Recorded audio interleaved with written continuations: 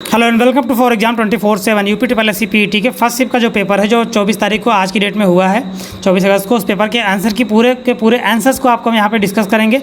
आप अपने स्कोर के यहाँ से चेक कर सकते हैं, सही आंसर आप मिलान कर सकते हैं। पूरे सवालों को हम आपके साथ डिस्कस करेंगे, उसके जवाब देंगे। तो वीडियो में आगे बढ़ने से पहले अगर आपने अभी तक हमारे यूट्यूब चैनल फॉर एग्जाम 24/7 को सब्सक्राइब नहीं किया है, चैनल को जरूर सब्सक्राइब करें, बेल आइकन प्रेस करना ना भूलें ताकि आने वाली हर नोटिफिकेशन, हर जानकारी आप तक सबसे पहले पहुंच सके। तो मैथ का क्वेश्चन सबसे पहले करते हैं। इस क्वेश्चन को अगर आप सॉल्व करें, इसका सही आंसर जो आएगा वो आएगा 324। ए आंसर इसका होगा। आप लोग इसको मिलान कर लें अपने आंसर से। दूसरा क्वेश्चन, 4 खिलाड़ियों की औसत उम्र 18.5 वर्ष है। अगर कोच की उम्र भी इसमें शामिल की जाए तो औसत उम्र 20% बढ़ जाती है, तो कोच की उम्र क्या होगी? इसको अगर आप लोग सॉल्व करें, इसका सही आंसर जो है आएगा 37 वर्ष आएगा। आप लोग इसको अपने सही आंसर, इसके आंसर से आप मिलान कर लीजिए। इसका सही आंसर जो होगा वो 1000 है। इसको सॉल्व करने के बाद इसका 1000 आएगा, सी आंसर होगा इसका। अगला क्वेश्चन जो है इसका आंसर आप सॉल्व करेंगे तो 4 - √15। अगला क्वेश्चन है, टीवी सेट का मूल्य 30% घटाने पर उसकी बिक्री 20% बढ़ जाती है। दुकानदार की आय पर उसका क्या प्रभाव पड़ेगा? तो 16% उसकी आय जो है वो घट जाएगी। दिए गए विकल्प से संबंधित शब्द का चयन कीजिए। पक्षी विज्ञान का अगर पक्षी होता है तो निर्विज्ञान का क्या होगा? निर्विज्ञान यानी कि एंथ्रोपोलॉजी होता है। अगर आप इसको इंग्लिश में समझेंगे तो तुरंत समझ जाएंगे,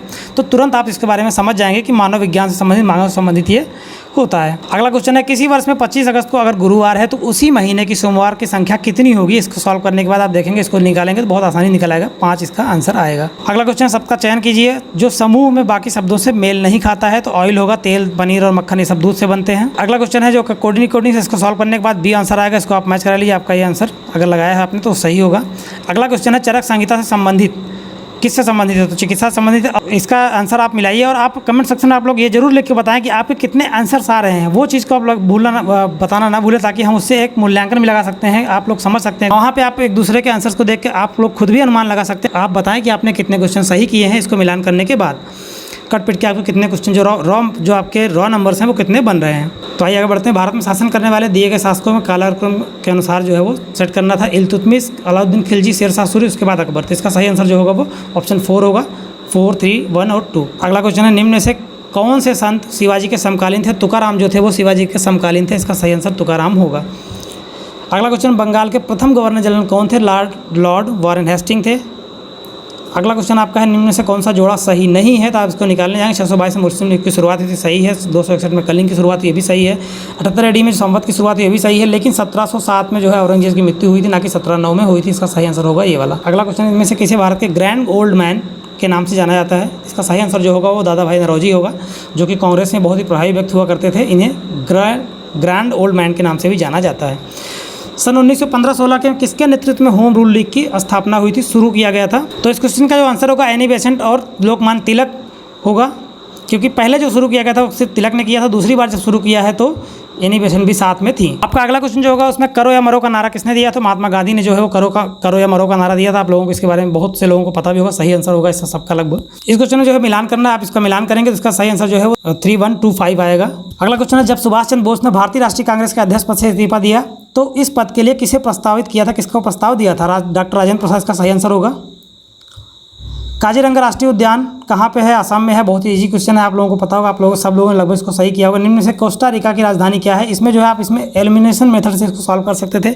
दिल्ली तो पता ही है आपको, बीजिंग, ढाका बांग्लादेश की है, बीजिंग चाइना की है, तो एक बचता है तो यही होगा। इसका आंसर नहीं पता होगा तब भी आप लगा सकते थे। अगला क्वेश्चन है, कितने भारतीय राज्य जो है नेपाल से सीमा साझा करते हैं? तो ये आपका नेपाल है। अगर आप ऐसे देखेंगे तो यहाँ पे उत्तराखंड है, उत्तर प्रदेश है, बिहार है, असम है और यहाँ पे सिक्किम है। तो 5 राज्य जो है वो नेपाल से भारत के सटे हुए हैं। इसका सही आंसर जो होगा वो आपका होगा 5। इसमें से कौन सा देश जो है सार्क का सदस्य नहीं है? तो म्यांमार जो है वो सार्क का सदस्य नहीं है। नेपाल, अफगानिस्तान और बांग्लादेश सार्क के सदस्य हैं। केंद्र शासित प्रदेश लक्षद्वीप के आधिकारिक भाषा निम्न में से क्या है? मलयालम है, क्योंकि आप यहाँ पे देखेंगे ये आपका केरल पड़ता है। केरल से इधर लक्षद्वीप है, यहाँ पे केरल में मलयालम बोली जाती है, तो लक्षद्वीप में मलयालम ही बोली जाती है। अगला क्वेश्चन है, भारत के संविधान के अनुसार लोकसभा के सदस्यों की संख्या कितनी है? तो इसमें जो कई लोगों ने गलत किया होगा, 552 लगा दिया होगा, क्योंकि 552 पहले थी, ये सही भी है। लेकिन 2021 जनवरी में जो है इसको चेंज कर दिया गया है। इसको चेंज करके 2 एंग्लो इंडियन जो किए जाते थे लोकसभा में उनको हटा दिया गया। 550 ही इसकी संख्या रह गई है। हिंदी दिवस कब मनाया जाता है? 14 सितंबर को मनाया जाता है। नोबेल पुरस्कार जीतने वाले पहले भारतीय कौन थे? नोबेल पुरस्कार जीतने वाले प्रथम एशियाई कौन थे? रविन्द्रनाथ टैगोर। इसका आंसर होगा सी। निम्न में से किस स्थान पर अजंता एलोरा गुफाएं? औरंगाबाद महाराष्ट्र में है। इसका सही आंसर औरंगाबाद होगा। ओणम के किस भारतीय राज्य केंद्र शासित प्रदेश में सांस्कृतिक उत्सव ओणम मनाया जाता है, तो ओणम जो है वो केरल में मनाया जाता है, इसका सही आंसर केरल होगा। भारत के संविधान में जन स्वास्थ्य और स्वच्छता जो है वो राज्य सूची के अंतर्गत आता है, इसका सही आंसर राज्य सूची में होगा। भारत में पंचायती राज व्यवस्था के अंतर्गत रखी गई, किसके अंतर्गत रखी गई? बहुत से लोगों ने इसमें नीति तत्व के अंतर्गत मार दिया होगा, लेकिन 263 जो है अनुच्छेद उसके अंतर्गत रखा गया, इसका आंसर होगा इसमें से कोई नहीं। शिक्षा का अधिकार मौलिक अधिकार है जो कि संबंधित है अनुच्छेद 21A से, इसके बारे में आप लोगों को पता होगा, सही लगाया होगा आप लोगों ने, अनुमान यही है मेरा। भारतीय संविधान के किस अनुच्छेद में अल्पसंख्यकों के हित में बताया गया है? तो अनुच्छेद 29 में जो है वो अल्पसंख्यकों के हित में बताया गया है। अगला क्वेश्चन, निम्न में से किसी संविधान सभा के उद्देश्य प्रस्ताव रखा गया? किसने रखा था संविधान सभा में उद्देश्य प्रस्ताव को? जवाहरलाल नेहरू, इसका सही आंसर होगा। अगला क्वेश्चन, भारतीय संविधान के किस अनुच्छेद में अल्पसंख्यकों के हित में बात की गई है? ये क्वेश्चन हम कर चुके हैं। अगला क्वेश्चन है बैंक दर में, तो बैंक दर का अर्थ क्या होता है? तो देश के केंद्रीय बैंक द्वारा ली जाने वाली आधिकारिक ब्याज दर जो होती है उसको बैंक दर बोलते हैं। यदि आरबीआई नगद कोषानुपात घटा दे तो साख सर्जन का क्या असर होगा? अगर नगद CRR घटा देगी आरबीआई तो उससे क्या होगा? उसके घटाते ही जो है वो बढ़ जाएगा कोषानुपात, लोन देने की क्षमता बैंकों की बढ़ जाएगी। अगला क्वेश्चन है, इनमें से किस प्रकार की अर्थव्यवस्था में संसाधनों पर निजी अधिकार होते हैं? आर्थिक गतिविधियों का मुख्य उद्देश्य लाभ अर्जित करना होता है। तो पूंजीवादी अर्थव्यवस्था जो होती है उसमें सबसे ज़्यादा लाभ प्राइवेट चीज़ें होती है, लाभ उनको कमाना होता है। अगला क्वेश्चन है, 100 रुपये का नोट पर किसका हस्ताक्षर होता है? बहुत ही सिंपल क्वेश्चन, आप लोग डेली इसको खर्च करते होंगे, देखा भी होगा आपने, आरबीआई के गवर्नर होते हैं, उनका साइन होता है। क्या फेमा का फुल फॉर्म क्या होगा? फेमा का फुल फॉर्म होगा फॉरेन एक्सचेंज मैनेजमेंट एक्ट। अगला क्वेश्चन है, राजस्थान के खेतड़ी परियोजना किससे संबंधित है? तो तांबा से संबंधित है। तांबा, वहाँ पे तांबे का खनन किया जाता है, माइनिंग की जाती है। सलाल पन बिजली परियोजना किस नदी पर आधारित है? तो चिनाब नदी पर आधारित है, चिनाब नदी पर ये बन रही है। अगला क्वेश्चन है, बसंत विषु होता है कब होता है? 21 मार्च को होता है, सही आंसर इसका जो है वो होगा। निम्नलिखित में कौन सी हिमालयी नदी तंत्र की नदियाँ हैं? तो इसका आंसर अगर आप चेक करने जाएं, कावेरी और गोदावरी जो है वो प्रायद्वीपीय भारत में है, गंगा और ब्रह्मपुत्र जो यही दो नदियां हैं जो कि हिमालय से प्रभावित होते हुए आती हैं, इसका सही आंसर होगा सेकंड और थर्ड। अगला क्वेश्चन, निम्नलिखित में से कौन सा ग्रह सूर्य के सबसे नजदीक है? तो बुध है, बुध शुक्र पृथ्वी मंगल इस तरह से रहता है। अगला क्वेश्चन, संतरे में बहुतायत पाया जाता है, इसको सबको पता होगा, विटामिन सी, जो कि कोविड के टाइम में बहुत से लोगों ने बहुत विटामिन से संबंधित आपने बहुत चीज़ों को लिया है। प्रकाश वर्ष किसके मापन की इकाई? अगला क्वेश्चन है, तो एक वर्ष में निर्वात में प्रकाश द्वारा चली गई दूरी जो होती है उसी को प्रकाश वर्ष बोला जाता है। ब्लीचिंग पाउडर का रासायनिक नाम है, इसका सही आंसर जो होगा कैल्शियम ऑक्सीक्लोराइड होगा, CaOCl2। अगला क्वेश्चन आपका है, 18 कैरेट सोने को खरे सोने का प्रतिशत क्या होता है? 75% होता है। अगला क्वेश्चन आपका है, संयुक्त राष्ट्र के कोवैक्स योजना के अंतर्गत कोविड-19 की मुफ्त वैक्सीन पाने वाला पहला देश कौन बना है? सबसे पहला जो है वो घाना बना हुआ है, ऑप्शन बी इसका आंसर होगा। अगला क्वेश्चन आपका, निम्न में से किस शहर में लाइट हाउस की परियोजना का क्रियान्वयन नहीं हुआ है? तो पटना में नहीं हुआ है। आप ऐसे भी इसका अनुमान लगा सकते हो, तो बिहार में बहुत चीज़ें पिछड़ी हुई हैं, बिहार में बहुत चीज़ें नहीं हुआ है, तो पटना में इसका होगा।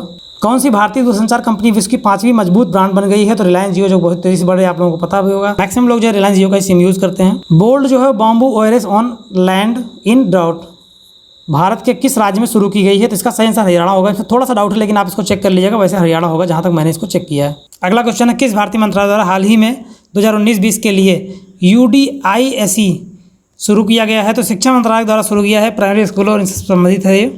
अगला क्वेश्चन, अंतरिम जाने वाले भारतीय मूल की दूसरी महिला कौन थी? तो सिरसा बांदला जो थी वो दूसरी महिला थी। अगला क्वेश्चन है, उस भारतीय पहलवान का नाम बताइए जिसका हाल ही में डोपिंग के लिए प्रतिबंध लगा था? तो सुमित मलिक उसका आंसर होगा। अगला क्वेश्चन, भारत के वह कौन से प्रथम राज्य हैं जहां एंड-टू-एंड कैबिनेट प्रणाली लागू की? हिमाचल प्रदेश का सही आंसर होगा। अगला क्वेश्चन, स्मार्टफोन के निर्माता वीवो का ब्रांड एम्बेसडर कौन है? विराट कोहली जो है वीवो के ब्रांड एम्बेसडर हैं। अगला क्वेश्चन आपका, आर्टिफिशियल इंटेलिजेंस AI के पोर्टल सुपेस भारत के किस न्यायालय के लिए शुरू किया? दिल्ली के सर्वोच्च न्यायालय ने जो है वो शुरू किया, ना कि दिल्ली उच्च न्यायालय ने। दिल्ली के सर्वोच्च, सही आंसर होगा सर्वोच्च न्यायालय। अगला क्वेश्चन है DI का, जिसका आंसर होगा 1.20। आप इसको DI के क्वेश्चन से मैच करा लीजिए किस क्वेश्चन का है, क्योंकि क्वेश्चन इसी तरह से मिले हैं। अगला क्वेश्चन है आपका जो DI का, वो भी इसी DI का है, इसमें A होगा, इसका आंसर होगा 75। अगला क्वेश्चन आपका आता है, किन छात्रों ने भूगोल के अपेक्षा इतिहास में ज़्यादा अंक अर्जित किए हैं? तो 3 छात्रों ने किए हैं, आप देखेंगे 1, 2, 3 है। अगला क्वेश्चन आपका जो है इसका सही आंसर ऑप्शन D होगा। अगला क्वेश्चन जो आंकड़े अपर्याप्त आएगा इसमें। अगला क्वेश्चन इसका 17-18 आएगा, DI दूसरा DI है, इसका आंसर होगा 17-18 में जो है। अगले क्वेश्चन का आंसर है 3/4, उसी DI से है ये भी। DI के कुछ क्वेश्चन जो है छूट भी गए होंगे, इसका आंसर होगा 2017-18। आप इसको मिला लें, क्योंकि जल्दी के चक्कर में हम इसको जल्द करने की वजह से हम वीडियो को जल्द करना है, जल्द पूरा करना है कम समय में, इसलिए इसको हम जल्दी से बताते चल रहे हैं, चेक लगा हुआ पहले से। अगला क्वेश्चन का आंसर होगा 22.2। अगले क्वेश्चन का आंसर है 22.2, आप यहाँ पे देख सकते हैं। अगले क्वेश्चन का आंसर है 62.5 मीट्रिक टन होगा। अगला क्वेश्चन है जो तालिका दी गई, इस तालिका का आंसर 2019 होगा। किस क्वेश्चन का है इसको आप मिला लीजिएगा। 19 डी द्वारा अर्जित कमीशन, A द्वारा अर्जित कमीशन का इसमें लगभग जो है वो इनमें से कोई नहीं दिया गया है। अगले क्वेश्चन का आंसर 2016 होगा, वो भी उसी तालिका से है। अगला क्वेश्चन जिसका आंसर भी 2016 होगा, ये भी उसी तालिका से दिया गया है। अगला क्वेश्चन आपका है जो वो DI का है, उसी तालिका का है, 19.5 होगा, 05। और तालिका के बहुत सारे क्वेश्चन जो नहीं मिले हैं तो आप उसको जो है अपना खुद से मैच करा लीजिएगा, देख लीजिएगा। सेल्समैन, अगला क्वेश्चन है सेल्समैन, किस सेल्समैन की कमीशन 2015 की उच्चतम वृद्धि है कि तो C जो है वो उसका रहा है। अगला क्वेश्चन उसी तालिका में दिया गया है, अलग जिसका ट्रेडुअल ऑप्शन होगा। अगले क्वेश्चन का आंसर होगा 57.82। अगले क्वेश्चन का आंसर जो सितंबर होगा। फिर अगले का आंसर जो है आपका वो 35.3 है।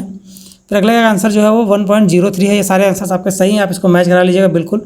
अगला क्वेश्चन आपका हिंदी का आता है, अगर में सागर भरना है, मुहावरे का अर्थ क्या होता है, थोड़े में बहुत कहना, इसका आंसर होगा। अगला क्वेश्चन आपका है शुद्ध वर्तनी महत्वाकांक्षा क्या होगी, तो इसका ये नहीं होगा, इसका आंसर जो होगा वो होगा महत्वाकांक्षा, महत्वाकांक्षा ना कि महत्वाकांक्षा। एकल का जो है वो विलोम शब्द होता है बहुल।